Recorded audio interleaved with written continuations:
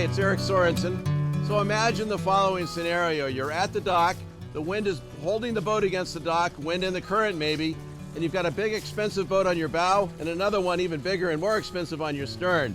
What are you gonna do? A Grady-White is not meant to stay tied to the dock, it's meant to go out.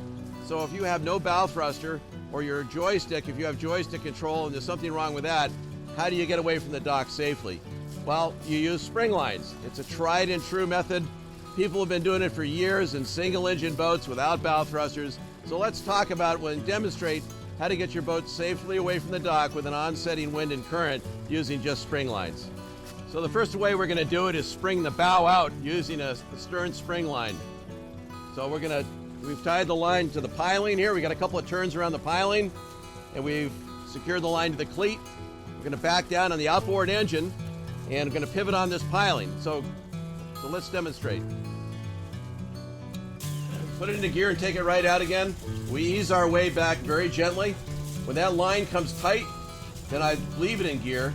And all I'm doing right now is I'm backing the port engine at idle. That's all I'm doing. If we had a really strong wind now, I could give it a little bit more power. But using the port engine gives it the most leverage with the least amount of strain on the line.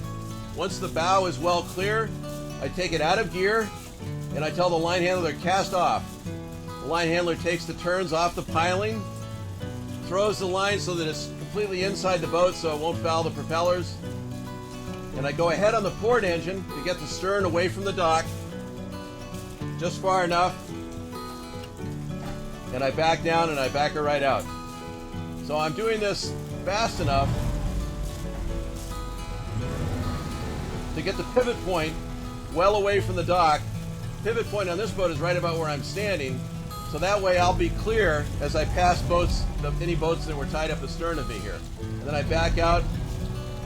You can be fairly aggressive if you need to about using the throttles to get the boat away from the other dock and any other boats that might be in the way.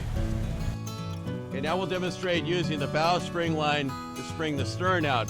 Thing to watch for here, we've got the end of the line is just wrapped around the piling once and goes back to the boat.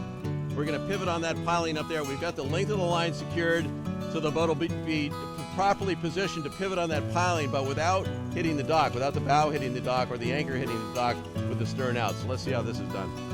And I'm going to come ahead real easy now using just the port engine. I'm going to nudge it. I'm going to in and out of gear until that spring line comes tight. I don't want to surge against it and create a lot of strain. So I'm just babying it against that piling. Now we're going to pivot right now against that piling. I've got a little bit of right rudder to help the stern go out, and I'm using just the port engine. So it's the least amount of strain you can put on everything and still get the job done is what you're looking for. So I'm at about a 30-degree angle now. That should be plenty. I'm going to take it out of gear, cast off. I'm going to back away, and that's going to pull the bow away, and we're going to slip that spring line right off the dock.